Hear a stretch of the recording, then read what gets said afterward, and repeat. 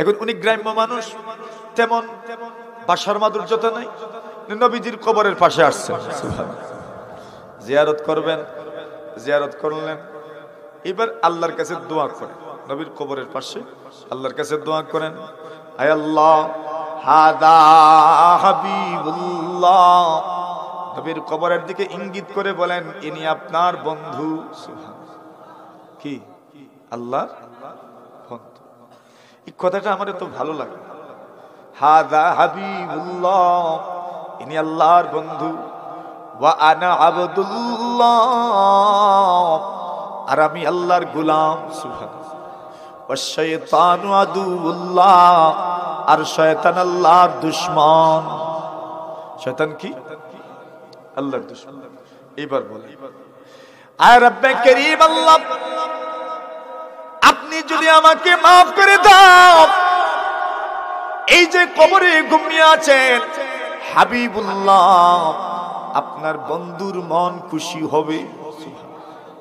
নবী কবরে আসেননি, মৃত না জিন্দা? বলেন, মৃত না জীবিত? জীবিত। আল্লাহ নবী তার কবরে জীবিত আছেন। সুবহানাল্লাহ। নবী কবরে জীবিত, নবী কবরে জীবিত।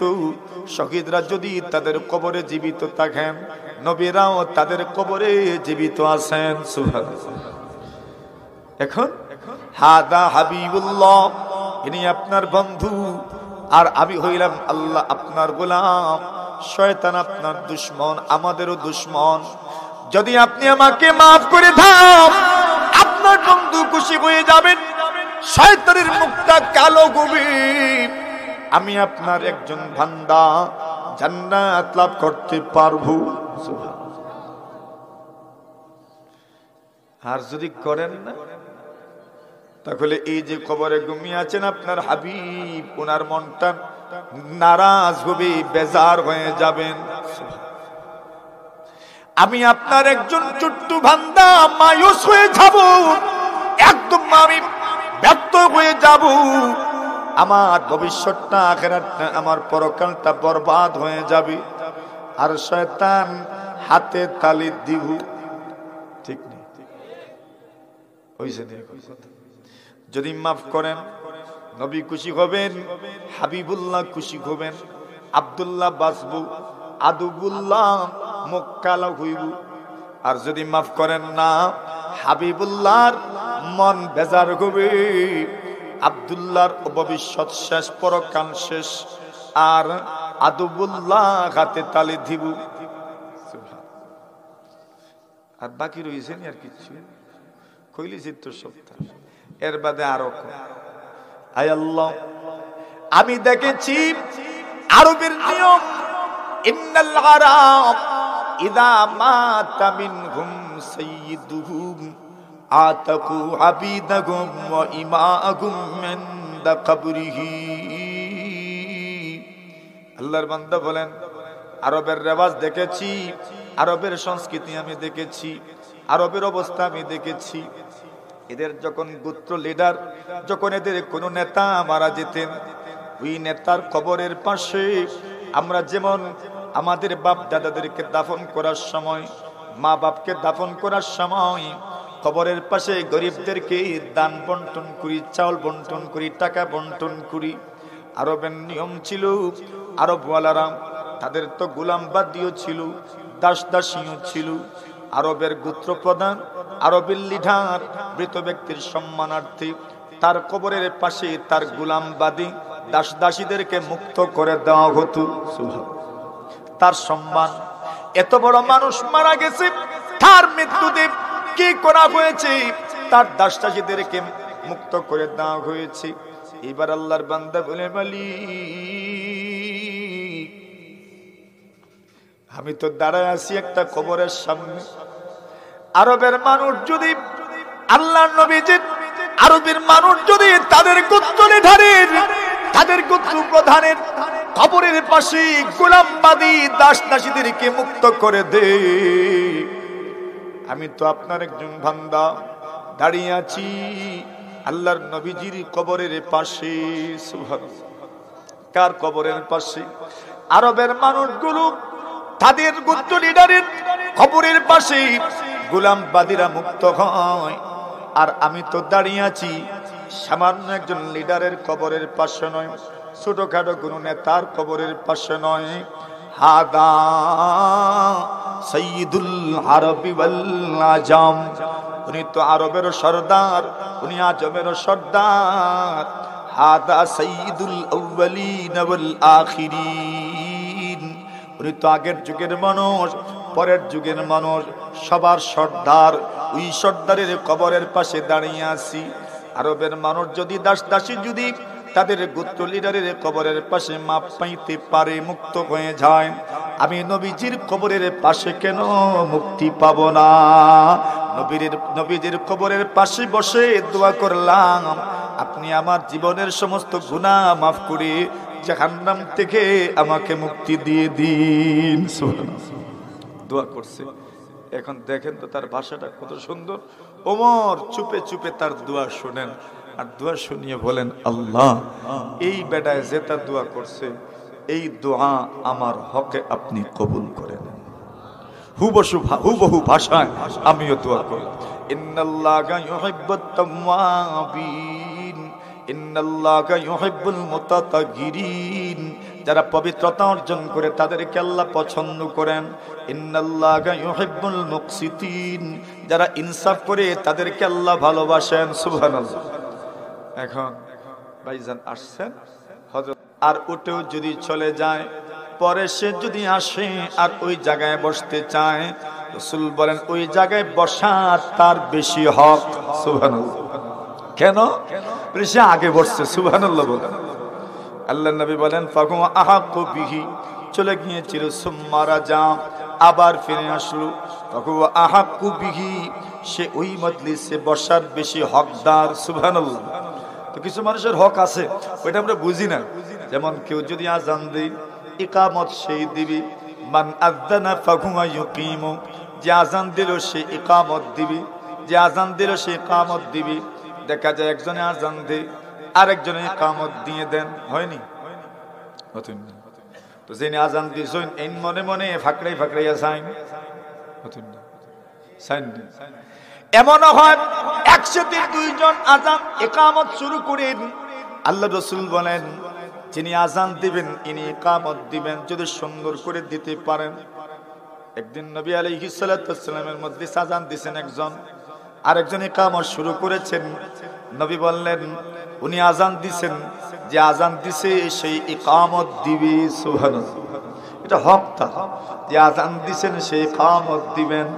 হক মানে ইকামত তো সওয়াব, সওয়াবের ক্ষেত্রে মানুষ প্রতিযোগিতা করেন, ওই প্রতিযোগিতায় কে এগিয়ে যাবে, কে বিজয়ী হবে, রেইসে কে জিতবে, আল্লাহ নবী সমাধান দিলেন মান আযানা ফাহুয়া ইউকিমু, যিনি আযান দিয়েছেন ইনি ইকামত দিবেন। সুবহানাল্লাহ।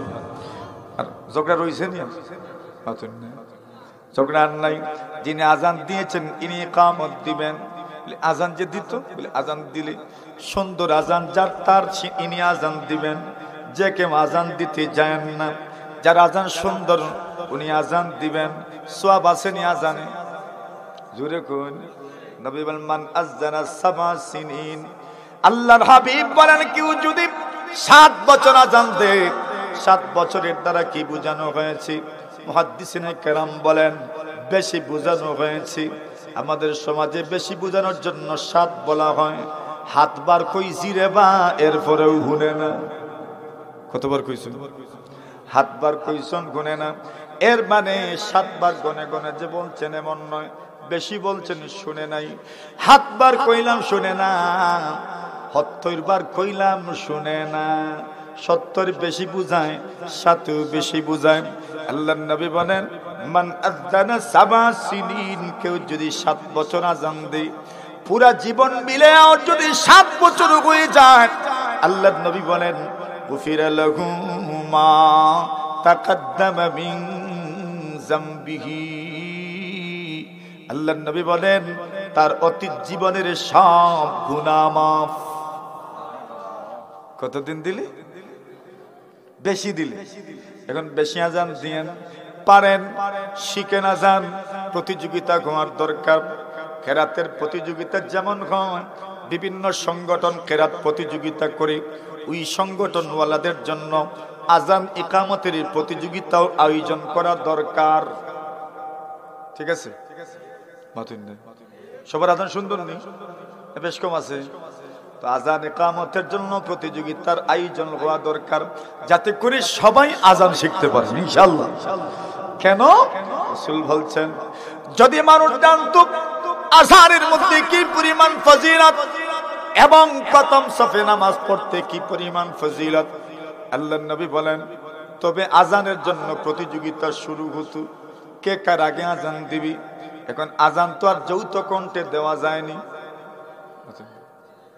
সঙ্গীত যৌথ কণ্ঠেও খোয়া যায়, সঙ্গীত যৌথ কণ্ঠেও পরিবেশন করা যায়, আজান তো আর যৌথ কণ্ঠে পরিবেশন করা যাবে না। এখন কি সুরত? রাসূল বলেন, একমাত্র সুরত লটারি দেওয়া, লটারির মাধ্যমে নির্ণয় করবেন কে আজকে আজান দিবেন। রাসূল বলেন, যদি মানুষ জানতো প্রথম সাফে কি পরিমাণ ফজিলত, আল্লাহর হাবিব বলেন, মানুষ প্রতিযোগিতা করত প্রথম সফে যাওয়ার জন্য, শেষ পর্যন্ত প্রথম সফে কে যাবে লটারির মাধ্যমে নির্ণয় করতে হতো। সুবহানাল্লাহ, এটা প্রতিযোগিতা। তো যে কথাটা বলছিলাম, মহব্বত যদি আল্লাহ করেন তো জিবরিলেও করেন, জিবরিলে মহব্বত করলে সমস্ত ফেরেশতারা করেন, জমিনের ফেরেশতারাও করেন। আর জমিনের ফেরেশতারা যখন মহব্বত করেন, বলছেন তাদের প্রভাবে প্রভাবিত হয়ে আল্লাহর জমিনের সবচেয়ে উত্তম মাখলুক, আশরাফুল মাখলুকাত সব মানুষ তাকে মহব্বত করে। মানুষ যখন মহব্বত করেন, পুরা দুনিয়া মানুষের অধীন, পুরা দুনিয়া মানুষের অধীন। দুনিয়া মানুষ যেদিকে, দুনিয়া সেদিকে। আন্নাসু আলা দীনি মুলুকিহিম, যেদিকে রাজা এদিকে প্রজা, যেদিকে রাজা।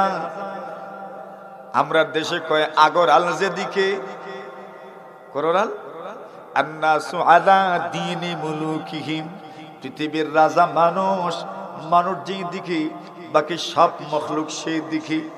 মানুষ যদি ইনসাফকারী হয়ে যায়, মানুষ যদি ভারসাম্যতা রক্ষা করে, মানুষ যদি ন্যায় ইনসাফ প্রতিষ্ঠা করে, সারা দুনিয়ার সব মখলুকের মধ্যে ন্যায় ইনসাফ প্রতিষ্ঠা হয়ে যায়। জোরে বলেন, এটা খুব গুরুত্বপূর্ণ তথ্য। আমাদের সমাজে মহিষে মহিষে লাগেনি, কেন লাগে? মানুষে মানুষে উত্তর লাগে। এদের প্রভাবে মহিষরা প্রভাবিত হয়, এদের প্রভাবে গরু প্রভাবিত হয়, এদের প্রভাবে ছাগল প্রভাবিত হয়। মানুষ যদি ইনসাফকারী হয়ে যান, মানুষের মধ্যে যদি দাঙ্গা থাকে না, হানাহানি থাকে না, মারামারি থাকে না, তাহলে এই দুনিয়াতে আরো যত মখলুক আছে এদের মধ্যে হানাহানি থাকবে না, দাঙ্গা থাকবে না, মারামারি থাকবে না। আল্লাহ বলেন, যাহারাল ফাসাদু ফিল বাররি ওয়াল বাহর বিমা কাসাবাত আইদিন নাস, জলে স্থলে যত বিপর্যয় হয় সব মানুষের হাতের কামাই। এমনকি পানির নিচে যে মাছ যদি মারামারি করে, আল্লাহ রাসূল সাল্লাল্লাহু আলাইহি ওয়াসাল্লাম বলেন, এটাও মানুষের হাতের কামাই।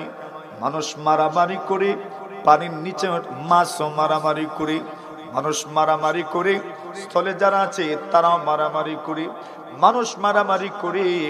আল্লাহর জমিনে যত মখলুক আছে, সাগরে পানিতে ওই রকম আরো মখলুক আছে। সুবহানাল্লাহ, জমিনে যত ধরনের প্রাণী আছে, পানির নিচে এত ধরনের প্রাণী আছে। সুবহানাল্লাহ, এত ধরনের প্রাণী পানিতেও আছে, এরাও মারামারি করবে।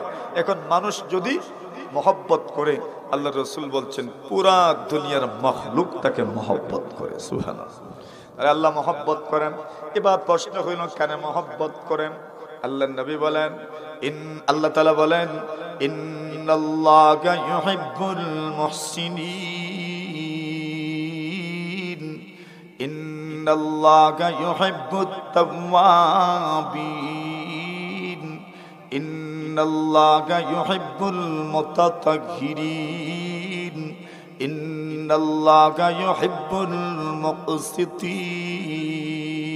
কয়টা হইছে?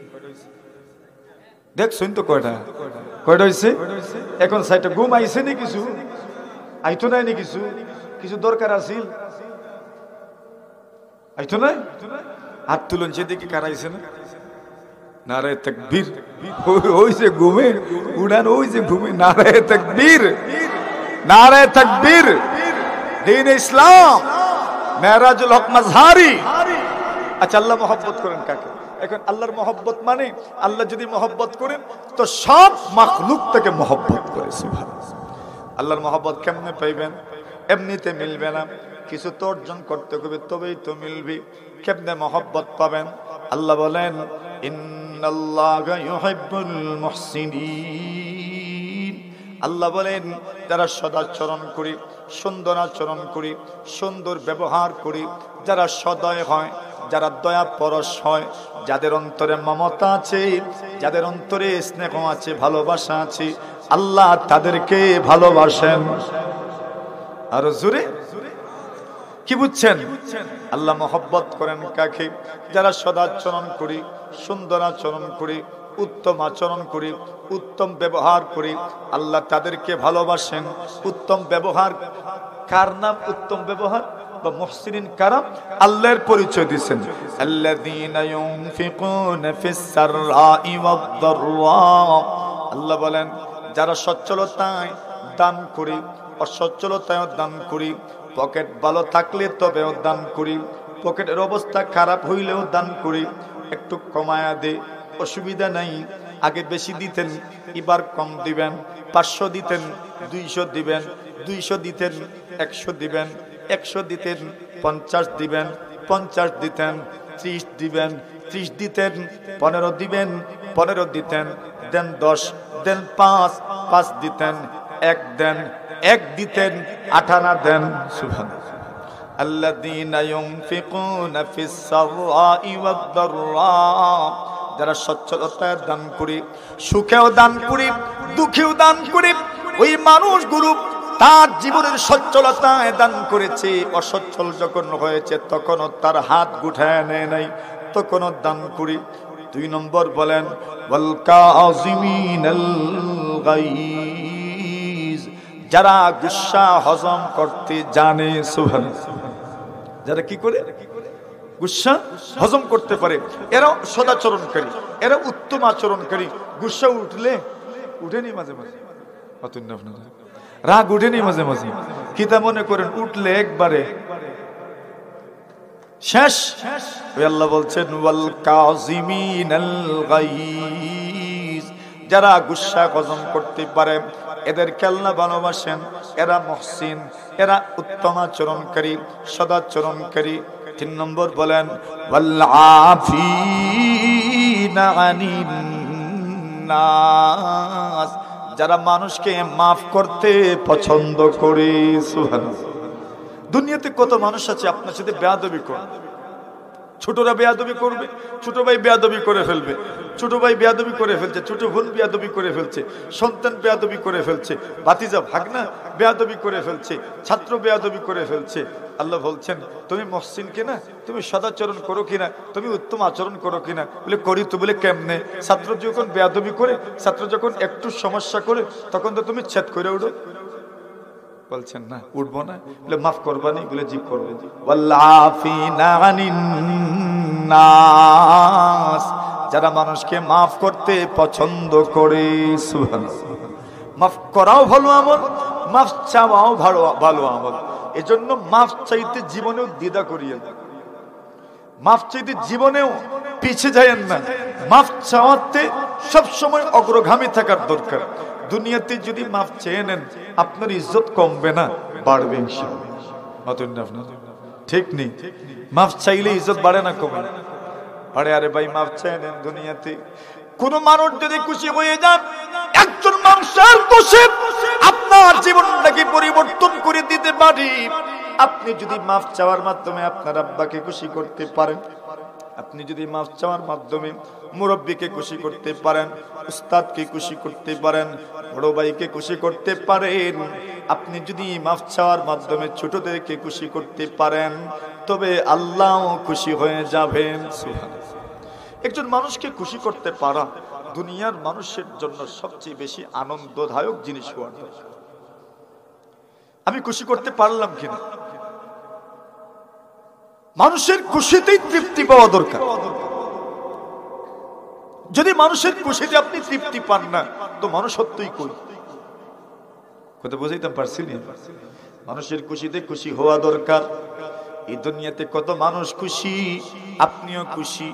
এই দুনিয়াতে কত বড় দিলওয়ালা মানুষ আছেন, আছেন নিজের খুশির দিকে তাকায় না। কে খুশি হলো?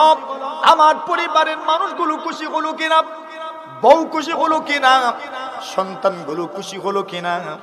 বাবা সব সময় চিন্তা করি সন্তান খুশি হোক, মেয়ে খুশি হয়ে যাক, স্ত্রী খুশি হয়ে যাক, ভাতিজা খুশি হয়ে যাক, ভাগনা ভাগ্নি খুশি হয়ে যাক, বোন ভাগ্নি খুশি হয়ে যাক। নিজের খুশির কথা চিন্তাই করে না। ওদের খুশি যখন দেখে, এদের চেহারার মধ্যে যখন মুস্কি হাসি দেখে, তখন সেও মুস্কি হাসি দে, আর তার অন্তরটা খুশি হয়ে যায়। অন্যের খুশি দেখতে পারা তৃপ্তির। আল্লাহ তাআলা বলেন, যারা মানুষকে মাফ করতে পছন্দ করে, তাদেরকে আল্লাহ পছন্দ করেন, ভালোবাসেন। সুবহানাল্লাহ। গেল মসজিদ, একটা গেছে। 2 নম্বর আল্লাহ বলেন, ইন্নাল্লাহা ইউহিব্বুত তাওয়াবিন। আল্লাহ তাআলা তওবাকারী বান্দা বান্দীদেরকে ভালোবাসেন। সুবহানাল্লাহ। কারে ভালোবাসেন? আপনি যদি তওবা করেন তবে আল্লাহর ভালোবাসা পাবেন। আপনি যদি তওবা করতে পারেন আল্লাহর মহব্বত পাবেন, আল্লাহর ভালোবাসা পাবেন। আপনি কেমনে আল্লাহর ভালোবাসা পাবেন? তওবা করেননি, জিনা করি না, তো কেমনে ভালোবাসা পাবেন? তওবা যদি করেন আল্লাহর ভালোবাসা পাবেন। কেন আল্লাহ বলেন, ইন্নাল্লাহা ইউহিব্বুত তাওয়াবিন। আল্লাহ তওবাকারী বান্দা বান্দীদেরকে পছন্দ করেন। ভাই তওবা করলে আল্লাহ তওবা কবুল করবেন, ওয়াদা আছে না নাই? বলেন বলেন। আরে না না না, তওবা করলে তওবা কবুল করবেন, ওই ওয়াদাটা শুধু না, তওবা করবেন তবে তওবাকারী বান্দা বান্দী আল্লাহর বন্ধু হয়ে যাবে, ওই ওয়াদা আছে। সুবহানাল্লাহ। তওবা করবেন তো কি হয়ে যাবেন? আল্লাহর বন্ধু হয়ে যাবেন। সুবহানাল্লাহ। বলেন আল্লাহ তাআলা তাদেরকে ভালোবাসেন, তাদেরকে মহব্বত করেন, মানে তাদেরকে ভালোবাসেন। ওই কথাটাই আল্লাহ বলছেন, ইন্নাল্লাহা ইউহিব্বুত তাওয়াবিন। আল্লাহ তওবাকারী বান্দা বান্দীদেরকে পছন্দ করেন। কার গুনাহ নাই? আমারও আছে, আপনারও আছে। আমি আমার মনের অজান্তে অনেক মানুষকে কষ্ট দিয়ে ফেলি। আমার অধীনস্থ যারা আছে এদেরকেও কষ্ট দিয়ে দিই। আমার ছোট যারা আছে এদেরকেও কষ্ট দিয়ে দিই। আমার অধীনে যারা থাকে, যাদের রিজেক আমার মাধ্যমে আসে, যাদের ভরণ পোষণ আমি করি, এরা আমার অধীনস্থ। অনেক সময় আমার মনের অজান্তে এদেরকে কষ্ট দিয়ে ফেলি। অনেক সময় অনেক কিছু নিয়ে যাওয়ার কথা ছিল কিন্তু নিয়ে যেতে পারি না, তাদেরকে একটু কষ্ট দিয়ে দিলাম।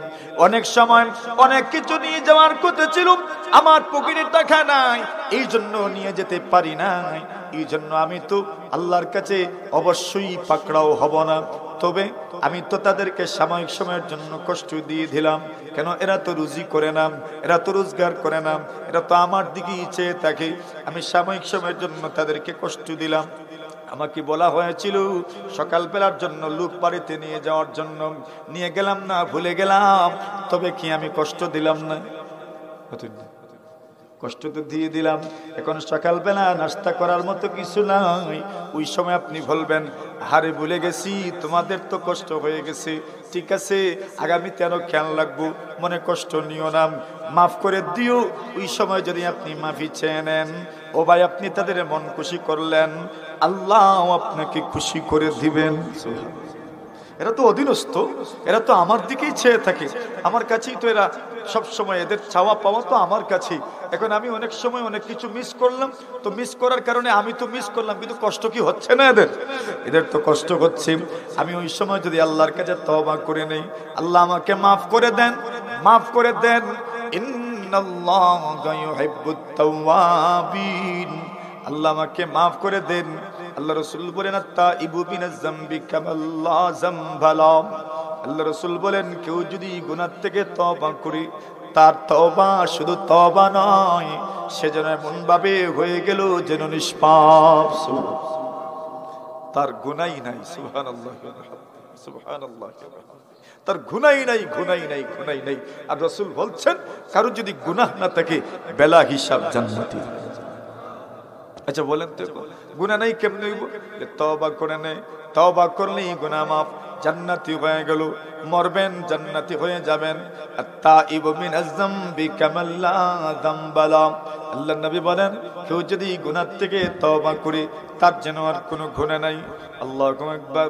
আল্লাহর বান্দা যখন আল্লাহর কাছে চায়, চাওয়ার মতো চায়, এমন কথা আছে যে কথা দিয়ে চাইলে আল্লাহ মাফ করে দেন। কথার মধ্যে বেশ কম আছে না নাই? জোরে বলেন। সব মানুষ সুন্দর করে কথা বলতে পারে না। দেখবেন যদি কয়েকজন কারোর সঙ্গে বেয়াদবি করে সবাই কথা বলে না, একজন সুপারিশকারী নেন, ওই সুপারিশকারী কথা বলেন, উনি সুন্দর করে সাজাই গুজাইয়া কথা বলেন যেন উনি মাফ করে দেন। সুবহানাল্লাহ। কি করে দেন? নবীজির রাগ উঠত, নবী আলাইহিস সালাতু ওয়াসসালাম রাগ করতেন, সবাই নবীজির গুসা ঠান্ডা করতে পারতো না। ওমর রাদিয়াল্লাহু তাআলা জানতেন কেমনে ঠান্ডা করা লাগে। সুবহানাল্লাহ। নবী আলাইহিস সালাতু ওয়াসসালাম রাগ করতেন, ওয়াজের সময় রাগ করতেন, মধ্যে বক্তব্য দেওয়ার সময় রাগ করতেন, গুসা হয়ে যেতেন। এমন গুসা করতেন হাত্তা হামারাত ওয়াজনাতাহু, নবীজির গাল লাল হয়ে যেত। সুবহানাল্লাহ। এমনিতেই তো সুন্দর না, সুন্দর তো রাসূল, আর রাগ যখন হইত তো রক্তিম হয়ে যেত, পুরোটা গাল লাল হয়ে যেত। গুসা কম না বেশি? বেশি। এখন কেমনে ঠান্ডা করে দেন? সুবহানাল্লাহ। রাসূল এমন রাগ করতেন। ওমর রাদিয়াল্লাহু তাআলা আনহু তাশাহুদের সূরা, তাশাহুদ চিনেননি? আত-তাহিয়াতুর সূরাতে নবী আলাইহিস সালাতু ওয়াসসালামের হাঁটুর সঙ্গে হাঁটু মিলায়ে বসতেন আর বলতেন, রাদিতু বিল্লাহি রাব্বান ওয়া বিল ইসলামি দীনা বিমুহাম্মাদিন সাল্লাল্লাহু আলাইহি ওয়াসাল্লাম রাসূলান ওয়া নাবিয়্যা। এই মাত্র বলতেন নবীজির গুসা ঠান্ডা হয়ে যেত। গুসা ঠান্ডা হয়ে যেত। তাহলে আল্লাহ তাআলার কাছে কিছু মানুষ খুব সুন্দর করে চাইতে পারে, তার চাওয়ায় আল্লাহ তাআলা তাকে maaf করে দেন। সুবহানাল্লাহ। এই ঘটনা কইতাম নি? কইতাম। আসুন নি আপনারা? না আমি যে নিরাই ওয়াজ করি আর আপনারা নিরাই কিছু মনে। ঠিক আছে নি ইনশাআল্লাহ। এনার্জি আসেনি? একবার জোরে জোরে তাকবীর হইতো দেন। আমি দিতাম কিনা আপনারা দেন? কে দিছেন? কে দিছেন? কে দিছেন? কে দিছেন? মাশাআল্লাহ, নারে তাকবীর। ওইটাই তো চাইতেছি।